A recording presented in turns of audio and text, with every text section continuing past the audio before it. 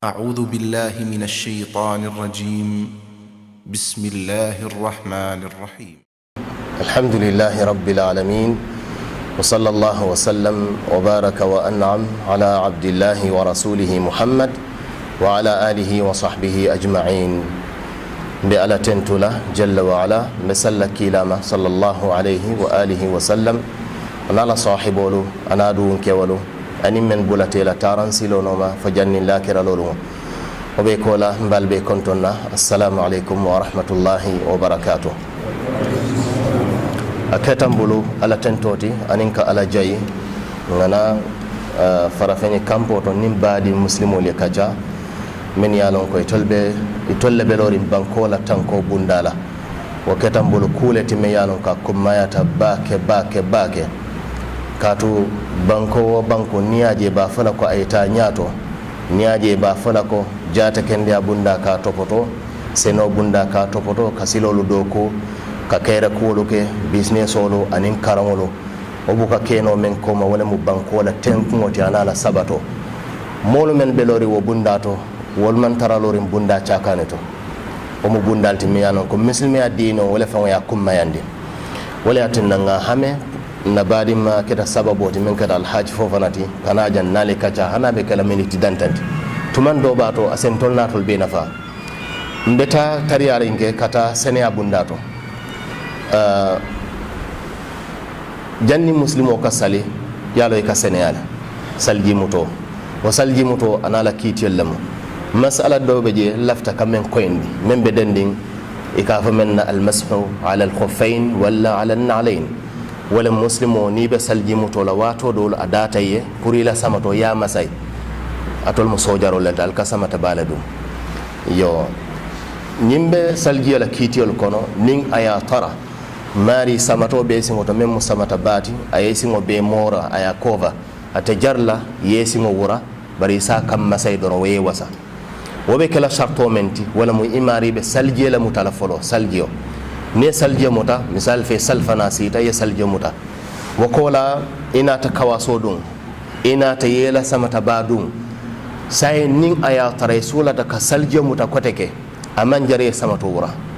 aman jare kawaso wura ni la fite samato masai ni la fite samato wura ye kawaso masai kawaso be damen masai la wala santo jandamati aman ke dumati santo jandama e be bulo sinande la ya masai sinya kilin wo mu kiti foloti ala kiti fulan jango sayin nin aya tarete mari ite musabat lalati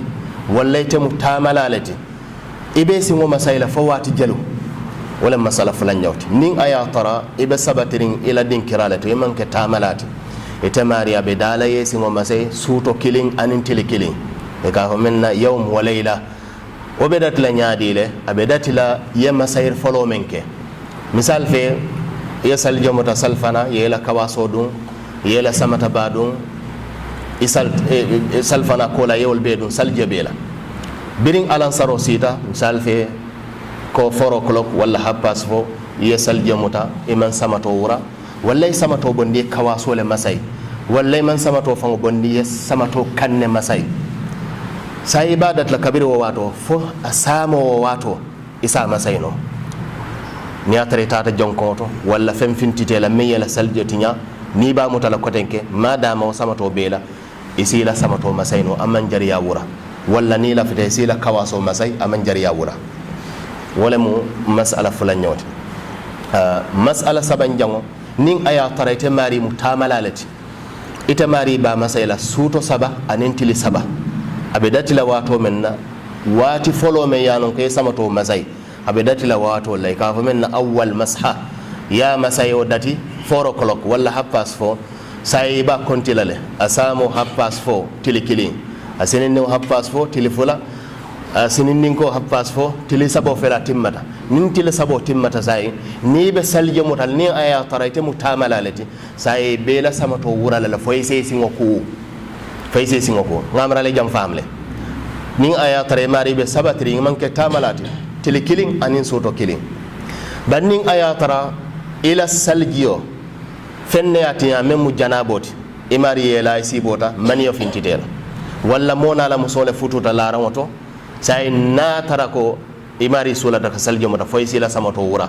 sayin ka masay wote wasala imari sulata bawo be janabo kulal adum hannin aya tarako misal fe imari te janabo kunola baramole be bala walla imari sasata walla man jiya soto ibe sabatirimba walla te mutamalalati sayin nin aya tarete te janabo kunola ibe taymamlan taymamo damma ibe wala kala ni ya tare lafta salla o taymamo ba kala nyamen iba fala bismillah ila nyim bulfulo ya landi bankoto ten bismillah ya landi bankoto o ko la nim fembe je membe bulo baramala walla be bankola be balon ndila ya fe o ko la ya keten o ko la ya keten o ko la ya keten fanyin ko la ya tan nyin damma ne nyinke isite ye sali nin ji ko la ya tinna e me kuno ne ji soto sai tete mamla ibe mun kala be janaba kulale bari ya salwato men sali inin tema mo ite wasain kan bari janabo ni bina kulal nin aya tara ji soto bali ala tinna ite mam nin aya tara sumaya kole wala tinna tema muta nin sumaya bota sai ite temam la de ibe sali ibe kulale janaba kula ibe kala ngamara jam fanan senata kodi yo nyine mu mas'alati men beden nin wa masailul la hani bi wasamato la kuoto misal fe ite mari tata biri be salje mutala yela samato le masay walla kawaso le masay bar sile ina tela samato bondi walla ina tela kawaso bondi fosilan ila wasin kan samma isi salno le bang fote salno la hakay imari si salno le tanaman taraje o mukilinti fulan jamo nin aya tara imari ko masay ibe salji moto le yeko masay aya tara continue be kunto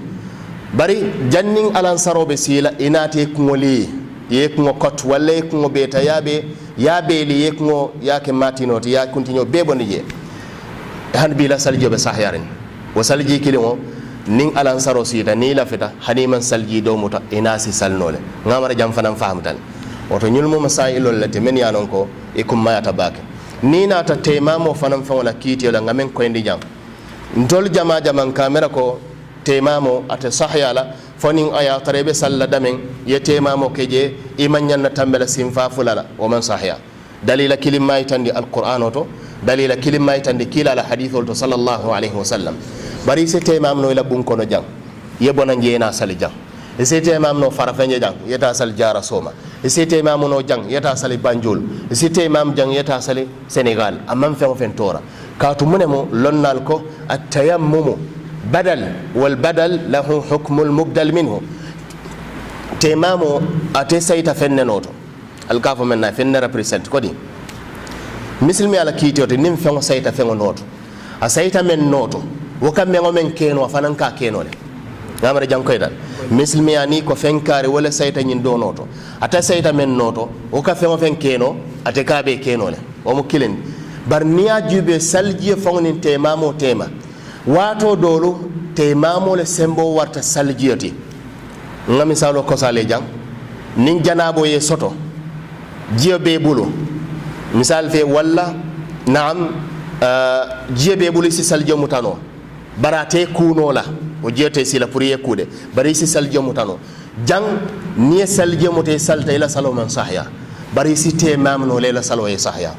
oto te mamo sembo warta fama ora a sembo warta ti jang yo malla fi kala watota bawo ko konto watol be keri nyomin kolam nyinti nyomin kol dum domor lalati yo lafta nale kacha ka jam fan nyinti bar say watota to lel bulu nan lafta ngatenten nan lafta ngalo janga nyin karo bundayle ngatenten ko di ko jolal te jandam fulol di e kana fo konkole bela yo omu mas'alatu min beden ni Senegal ngata sayin e ka fa men na hukum sujudu sahun walam nimmo be salkan anyinata sita ayatara manya nasira walla anyinata lota ayatara manya nalola be kala nyaadi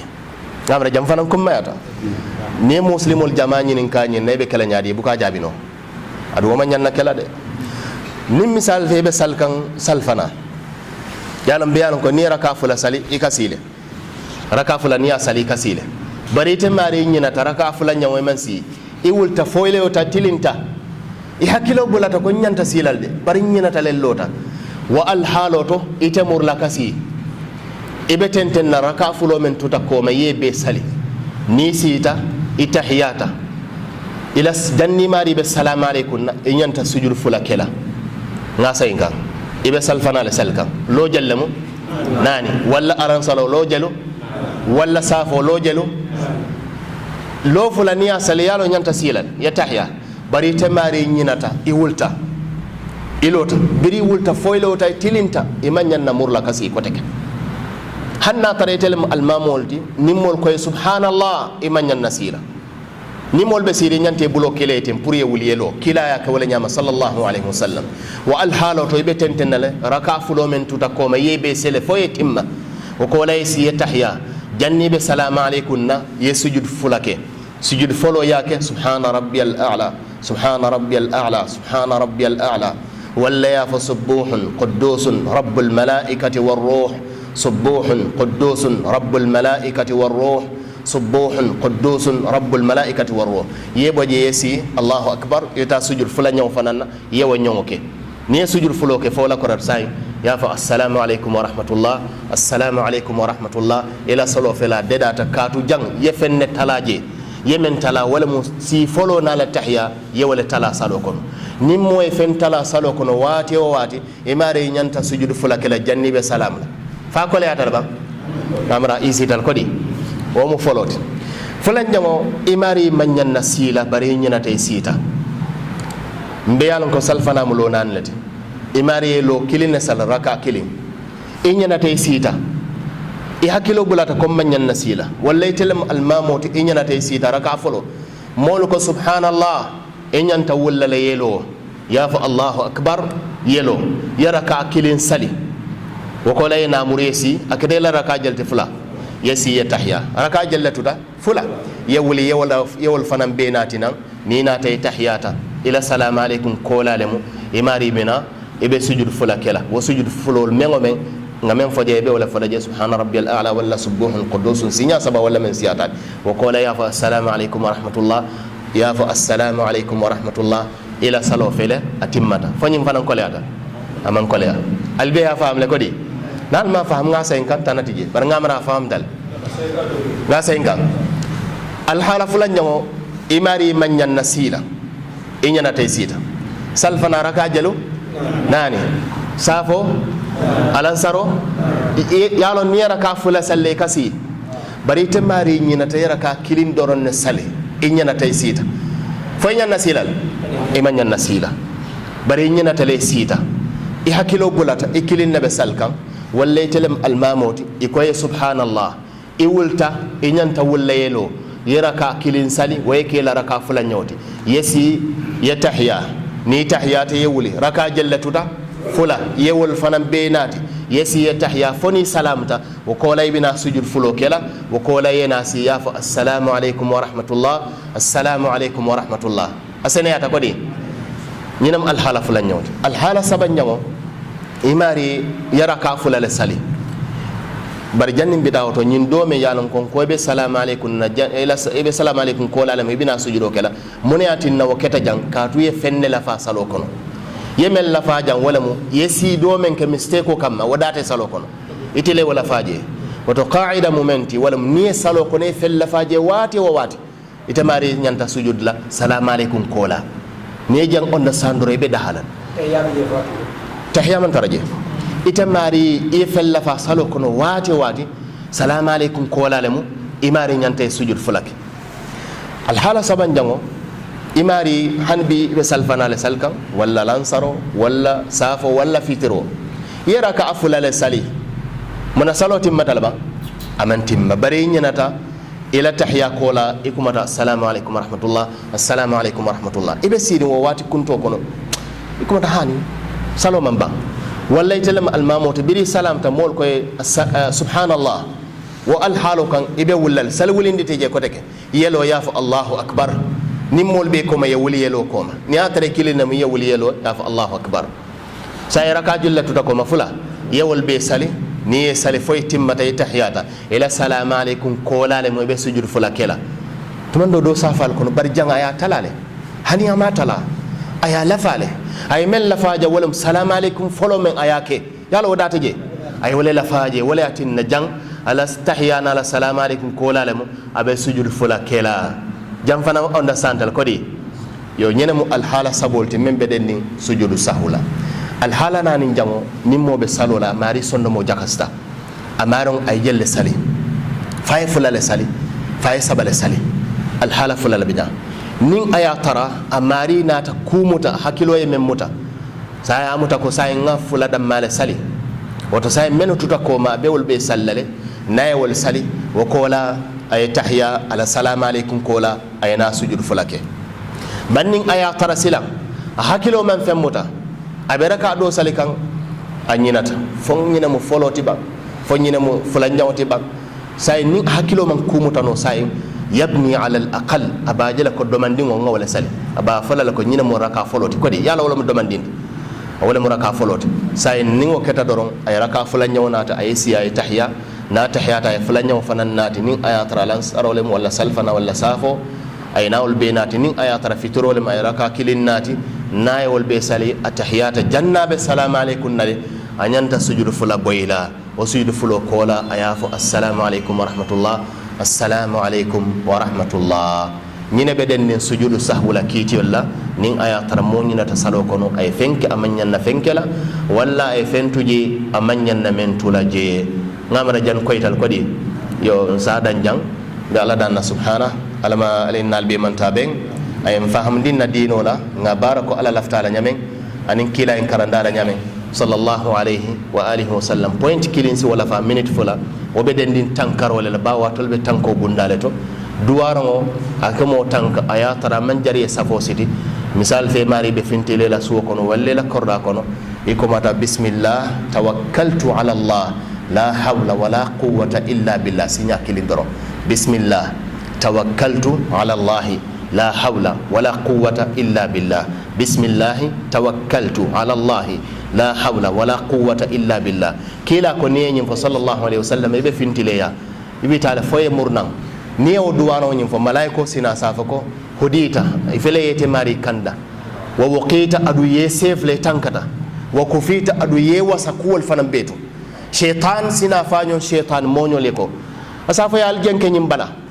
albe mo toranno la nyaadil alay mem marita aya tanka aya wasa aya kanda aljenka shaytanol be si jenkaay dabarote mari sotola shaytanol te futalema mo kurol te futalema ye tora ñin kumma ta faman kumma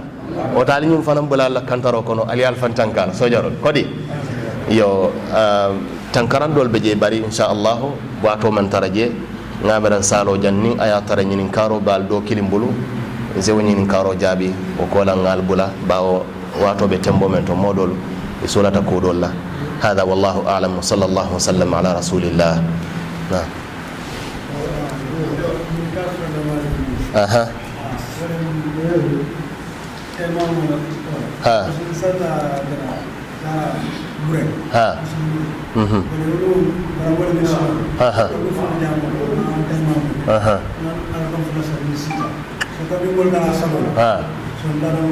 ha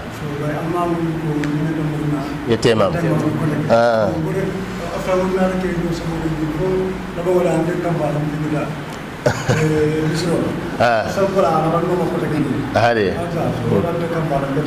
okay okay je ya ke nyame wala sahiyata temam do man tare kunna ni temam ta o temam kilo hani farla salfula wala saba wala nani wala lulu madama mantinya isa salnole yalon kale temamo seta muneno to saljiyo salje ko fen keno temamo ka keno la adu ne salje mota salfana wo salje mantinya isi salfana sali ya alansaro sali ya fitro sali ya safo sali wo salje kilon abe wol nyama ni temam ta salfana isa salfana sali ya alansaro sali ya fitro sali ya safo sali ni te mari ko nin salwatu wo salwati sita metta imamo kutayandi la bete ata de baraman ke forcete amanke diya ko yati woto jang itele be tonya kan yemen ke wala correcta amanke ka fo ko ibita temam la ko te kahani o man sahya imamo nyinga ma understand ha ha ha ha ha iñanata iman alansaro sali walla mari sino telefa alansaro tammita ya tara mol be fitir salola isi dunno mol fe be fitir salola bari tete fitiro ngani yala ibe alansaro le ngani yala yalo tol karaka jelle sali ite dum nane ni tata fo raka sabanyaw sali yala be silale ifanan si jang ini si tahyano ni lafta haniman tahya bar ni salam tete salam la ibe wulale raka kilinnati yesi ye tahya ni tahya ta fo salamta ela assalamu alaikum kola ye sujud fula boy kato ko yesi do men ke o man taranu je ye sujud fula boy o sujud fulolo mengo me nyanta men fula je yafo o ko da yesi yafo assalamu alaikum wa rahmatullah assalamu alaikum wa rahmatullah abe wala nyamni aya tara salfana le fana e nyinata walla sino tele fa tambita ye mol tare be alan saro salla itol kam ne ngani alan saro bari ite be ngani o kala janni be kabbarla abe tale ngani to ko ndaka salfana le sali ni almamo salta ini be kanya taraka nani ni sita ya tahya fana si ya tahya ni salam tay fana salam wa kola yana wuli ye salfana ye alan saro sali fay ni aya tar fitir wato dum ni la qurata salo lo kola yana wuli ye lo fay ye fitiro sali ngamara jam fana asene ata kodi yo ngamara sa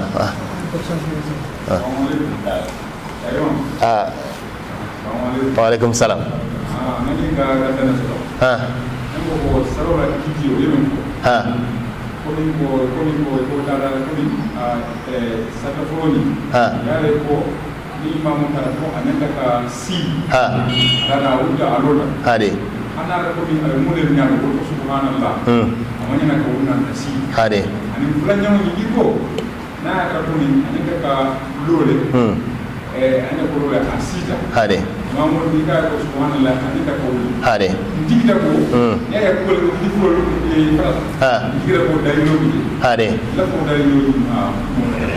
dalilo be jele alal kila sallallahu alaihi wasallam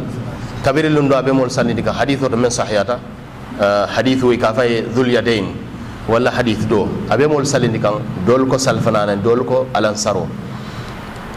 kabira tata wulta falo ta tilinta mol ko subhanallah aya bulo ma sahiboli akoy wuli e wulte be lota ay raka nano be sali ko la sita tahiyata bira tahiyata janda be salam la na sujud fulake o dalil foloti dalil fulan jamo lonnal be kambenta ya jere ka dalilo be nyamen haditho to ikabi wala nyama lonnal kuma kawte ka menna al ijma' nin ayatare be kamben komo nin ayatare manyan nasila dawda imari sita enyanta imari nyanta sila dawda enyana te wulta enyanta murla nan ne yesi e jam famle adama dingo manyan na wulla dawda imari nyinate e wulta e lota enyanta murla nan ne yesi misal ve salfana yalo ngalon ko e kasi watu juma ni lo fula sali kodi atelo kilin na sali anyinata asita wallan safako ayelo fula le sali salfana ni lo fula sali nyanta sila ayelo fula sala nyanta sila nyinata wulta lota o mari be murlana na yesi astaghfirullah momi yalo ka mari be salfana le salkam ayelo nani le sali lo nan ni o sali nyanta le yesi bara nyinata wulta lota wa alhalu ka nyanta murlala yesi momi yalo ka mari abe salfana le salkam amari lo killing ay wala sali anyanta sila ba amanya sila bara mari nyanata sita abe murlanan fata murlana abe murlanan hanna tara lota tilinta jammu ijma'al lonnal be la kambe kamari be murlanan na aysi nasita tahiyata nasita amari tahiyata ngajalla folo lo kila mari lo fula ay wala sel wala ha lo killing ay wala sali naam lo killing amare wala sali amanya nasila mari nyanata sita kabira sita mol kay subhanallah walla te fon hakilo ayama jala manya nasila kodi wodula ta be wulla laylo aylo kilunga nati o ko lay si nasita kala lo fulati ay tahya na tahya da sai lo jalla betulay lo fulani salfanale walla alansar walla safo ay wala ay tawol fanan nati nan o ko lay si ay tahya na tahyata amari janni ala salamu alaikum kola lemu amari nyanta ay sujud fulake o kola ay na salam katu jang amari la faro lake ay wulo men kenu amanya na wulla falota wala la fata salo kono yalo nga fanyan ko nimmo la faro ke wati nyanta sujud la wati juma salamu alaikum kola nyimmu kolati miyano ko lonnal bele kamben tawala ila kitabul kono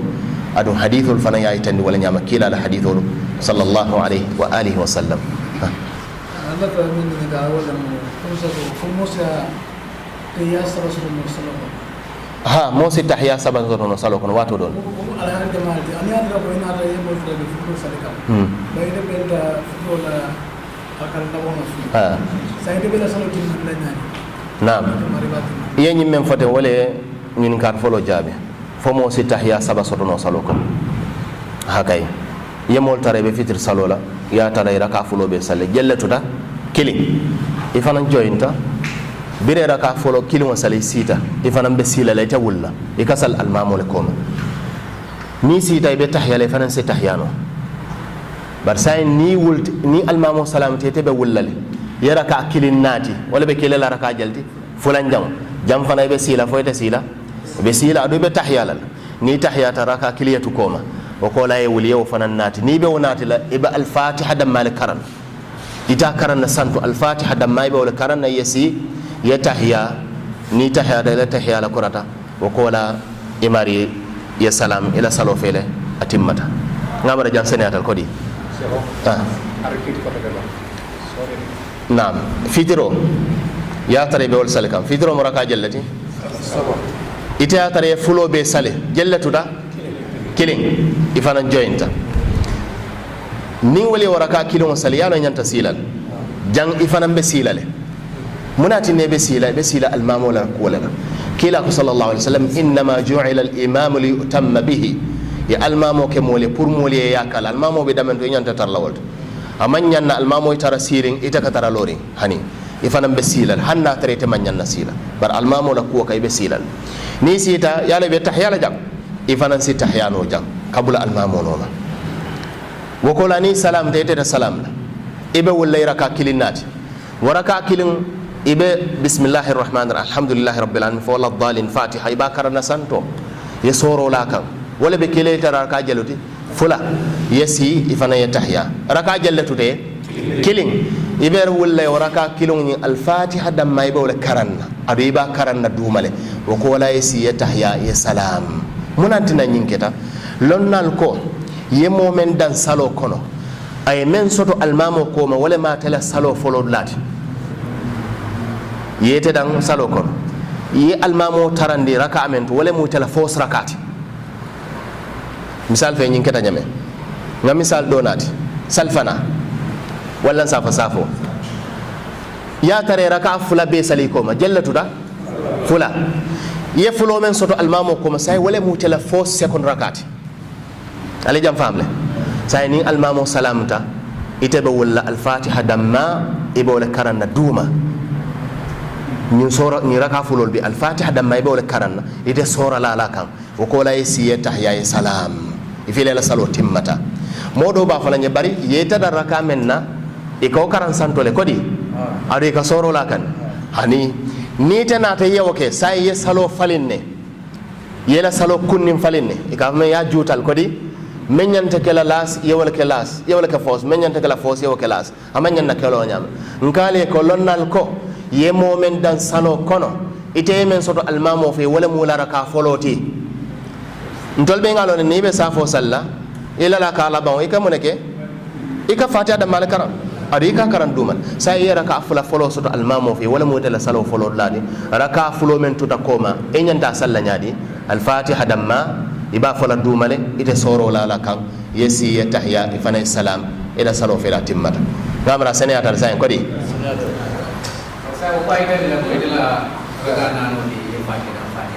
ha wonte tanati katu yedan salo konon kila ko sallallahu alaihi wasallam idha ataytum as-salah nal bina salula famsu al-sitama doman kono kumfa ikana bori ikana wa fukando ke tama doro normal idal tara nyame ako fama adraktum fasallu alaymen soto almamo kumal si wasali wama fatakum yemen salal koma faqdu al-sinajo riwaya doko fa atimmu al-sa timmandi yete man dang ibe salo timmandi kan man tara julu jola de ibe la salo le timmandi kan kata da satale ye fendo le sali koma woto ni waketa imari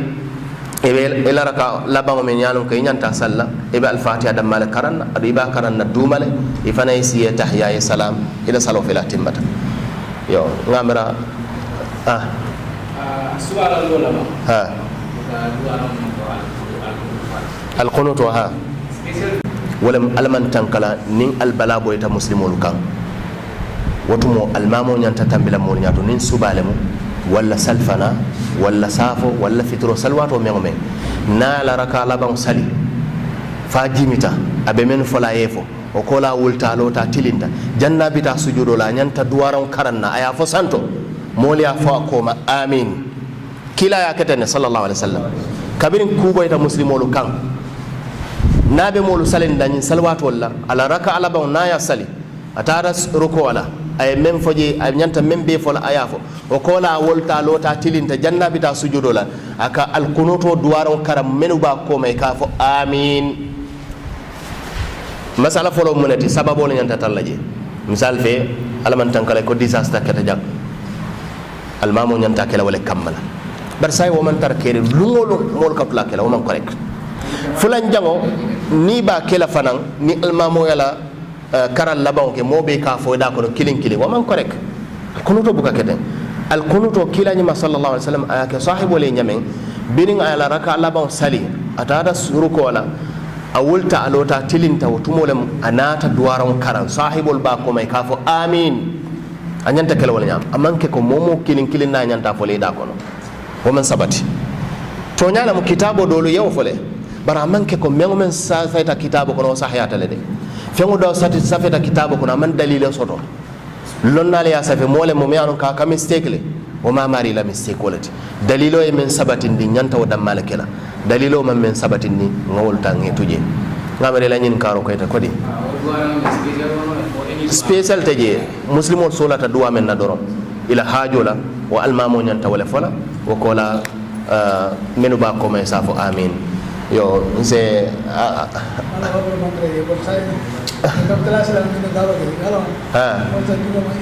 ade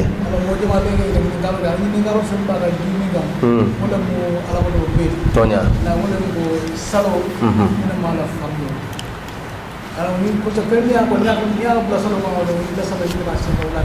ade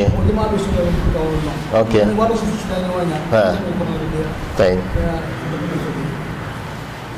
salo la farlolu nka wallel faleten me yalon ko niya tuje imare nyanta sujudo kela tahya me yalon ko walam tahya foloti ni mare nyenata wala mu salo kono farlolete wasifalu lonnal ko anin subhanallahi wal min yalon kay kakko madhhabul mankilinje dol kafo do e tunkuno madhhab dol kafo ele farlo tahya folo me yalon ko mo kake o tahya folo o musalola farloleti ni mari nyina tawala e nyanta sujudo kela o tahya folo anin kalo yettili mek wal fanam walati naam anin fanan salamu alaykum fulol men yalon ke gaten wal fanam musalola farloleti barin kale ko ni tata madhhabo dol ka fo me yetunkuno dol ka fo le farlo dol ka fo me tunkuno dol ka fo le farlo misal fe al fatiha ka karan salo kono ni tata madhhab do to ba fale o musalo la tunkuno lati ni atuje sujudo te sayno la wonoto to ni tata dol ya ba fale ko mo salo la farlo lati bar hani wal fanan ko men malik kunnan ko ba fale hani walam ni atuje sujudo te sayno la wonoto yawalmu kasi si folo anala tahya anin fana nimmo tataro ko wala jimita subhana rabbiyal azim ya ke karanje subhana rabbiyal azim nyolo naam anin ni wulte tilinta qawl sami allah liman hamida ani rabbana walakal hamdu anin fana nimmo tata sujudo la aka kuma qawl men foje nyulal mo anin salamu alaykum fololo ni dibe mo salola farlo lati madhhabu dola ni tata dolia e be nyulu jama ba kille ba fole ko wal musalola monalti salola tunkolo wal musalola tunkolati yo ni wo bota je ni allahu akbar wal min yalon ko katara salo tematen ni tata doliya e ba fole ko wal musalola tunkolti dol ba fole ko woni wal musalola farlolati bari men kumma ta jam wala moyta muslimo yalon tuma jumale moy mari nyin fenkari ni atuje sujudo te sayno la wonoto foy mari si wonati misal fe nga misal kilindila modun ta salo kono ala raka dobe je misal fa ala raka folo anyana ta man fatiha karan ay sorole karan atata jimita a wolta atata sujud folol beki a wolta raka fulanya wa hakilo ya mako nteman fatiha karan na raka foloto jang amariye tunku wala tuje wodula to sujudo ta wasala sahaba kala nyaati de abe raka fulanya wa men kanten sai wala ma tela fos rakati nyaraka folo men anyana ta man fatiha karan je wo cancel ta wada bata salo kono ale jam famle ko di katu ay men tu jang hanna tara dolba falay ko salo la farlolem dolba falay tunkumo bari bele kammen da ko newo nyongo tuje sujudo te sayno la noto fay si wonati doro oto say ni o ketala amari be nyiraka fulan nyawo men kan wala be kelala jalti ala fos raka o raka folo men anyana ta fatiha la say wada bata salo kono cancel taje na tata ayala salo timmandi fa salamta ala salamu alaikum kola amari bina sujud fula kela katu lafaro le keta janga yara ka do men sala nyana ta fatiha wala la fata je kodi yo ñun lel kummata muslimo pour ya hakiloto woluto tuma jumale mo mari nyanta sujud la tuma jumale mo sujudo sa deda anim fana hani fe me yanon ko ka fa ko salo la farlo le mari misal fi tahiyya folo anala si folo nala tahiyya nimmo ñina tale mu de e ka sujud bar na mari tawta aya tuje sujudo buka deda ala salo fe la tinyata abe salo amari ba sen kannale ale jam famle ko di ha sa jam fana jam ko ko sabara ha ay salo ko doga salo ko bismillah ha doga so alhamdulillah rabbil alamin ade mo dima ka ko mo mayna afana alhamdulillah rabbil alamin ko ni salo kita ko bismillah rahman rahim ana ni da jamal diga han saw ci bi alhamdulillah ko do jam mo dima ko bismillah rahman rahim ini salo ko no alhamdulillah rabbil alamin ka jero ko say da fay ci نعم بسم الله الرحمن الرحيم نموك الله أكبر كبرت جنك الفاتحة كرم دوارون بجي كامل صلاة الدعاء والاستفتاح سبحانك اللهم وبحمدك كذا فعلا لا دوارون دو بجي اللهم باعد بيني وبين خطاياي كما باعدت بين المشرق والمغرب فعلا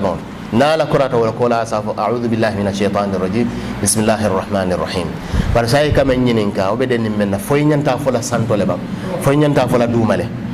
almamol men be saudi e buka fo santo bari ka fo dumale amanke ko buka fo de e ka fo dumale e tol fon lel kamoy ya famle anyanta fo lale bara manke ko e ba dia ko le e ba fo la santo nimmen ka fo santo tanaman taraje dalilo sabati tala nimmen fanan ka fo duma tanaman taraje dalilo sabati tanyinu belal e temari ni al halafu lol ye mengo menke abe sahiyatale mamara jam fanan senatal ko di yo say ngal danal si yam fa tol fana be morlale kata dula dol to ni wal fana kacha mbe ala danna subhana alama alayna be man taben ay fahmdin na dino nga barako ala lafta ala nyamen anin kila en karanda ala nyamen sallallahu alaihi wasallam mbe ala danna alama ala yal tanka alama ala yal sutra alama ala yal tanka ayal sutra alama alla do ko sone andilal bulo alama alla do ko sone andilal bulo alama alla do ko sone andilal bulo fembe kala la tanko sabuta anin kala do ko sone ande alama ala yo sone ande fembe kala la bata dati an alla man toro alama ala yal tankama ale ngani kendo men soto banko e alama ala yal jola ka kale baraji bati ka kale barakoti dunya jan kata fa yawm al qiyamah amin ya rabbal alamin hada wallahu a'lam wa sallallahu wa sallam ala rasulillah subhanakallahumma wa bihamdik ashhadu an la ilaha illa ant astaghfiruka wa atubu ilayk.